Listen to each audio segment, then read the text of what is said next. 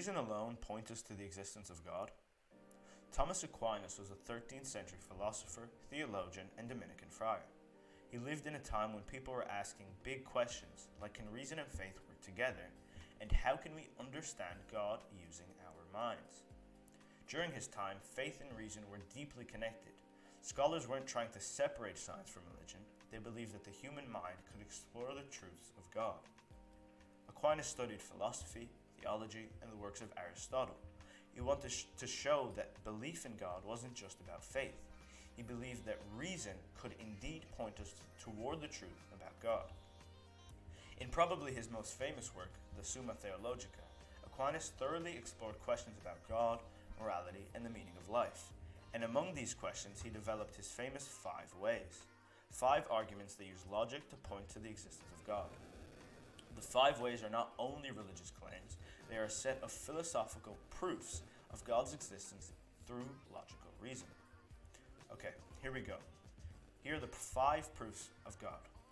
We have the argument for motion, the efficient cause argument, the proof of a necessary being, the idea of degrees of perfection or gradation, and finally governance or the fine-tuning argument. I'll try explaining the core concepts of the 5 ways and help you generally understand the thought process behind each idea. Okay, so for motion. When you look around, everything is in motion. Trees grow, rivers flow, planets orbit, but nothing moves on its own. Something must initiate the motion. Aquinas calls this the first mover. It is the source of all movement in the universe, something that itself is unmoved but sets everything else in motion. This first mover, he argues, is what we call God. For example, if you push a line of dominoes, just as the first domino sets all the others in motion, God sets all motion in the universe in motion. Okay, now on to the efficient cause argument. Everything in the world came into existence because something else caused it. A candle only burns because it was lit by another flame. A tree grows because of a seed and sunlight. But this chain of causes cannot go back infinitely. There must be a first cause, an uncaused cause that begins all other causes. This idea is inspired by Aristotle's idea of causes. The first cause, Aquinas argues, is God, the source of all that exists. I know these two sound quite similar, but I'll try to distinguish between them. Way 1, motion asks, what starts the change?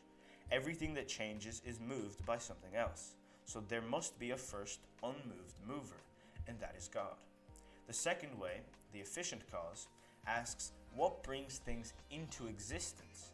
Everything that exists was caused by something else, so there must be a first uncaused cause, also God. For example, imagine a painter painting. The paintbrush and paint move because of the painter, and the painting exists because of the painter, even if nothing is moving.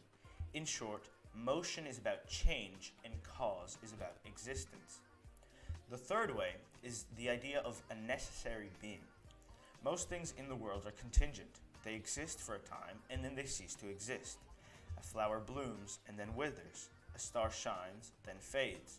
If everything is contingent, there has to have been a time when nothing existed. Yet something exists now. Therefore, there must be a necessary being, a being that must exist by its own nature, independent of anything else. This necessary being, Aquinas concludes, is God. Gradation. In the world, we notice degrees of qualities. Some things are hotter, better, or truer than others. Some people are wiser, braver, or kinder. But to speak of these degrees, there must be an ultimate standard, the highest possible perfection against which all others are measured. Aquinas calls this ultimate standard God, the source of all goodness, truth, and perfection. For example, there are small flames, medium flames, and large flames. Just as we compare degrees of heat, goodness, and truth, there is a maximum quality, which is God. God is the maximum that any good quality could be. Finally, what is known as the fine-tuning, teleological argument, or the governance argument. When you look at the world around you, even things without intelligence act in orderly, purposeful ways. Planets follow precise orbits. Bees build intricate hives, and seasons change with perfect regularity. All of this order and purpose cannot be by chance. Aquinas' 5 ways show that reason can point us to God. Motion, cause, contingency, perfection, and order all reveal a reality beyond the physical world. A first mover, a first cause, a necessary being, a standard of perfection, and a guiding intelligence. These arguments invite us to see reason and faith as partners in understanding the truth about God. Knowing these arguments, which of the 5 ways seems the most logical to you? Hopefully I managed to capture the ideas well, and you were able to understand them.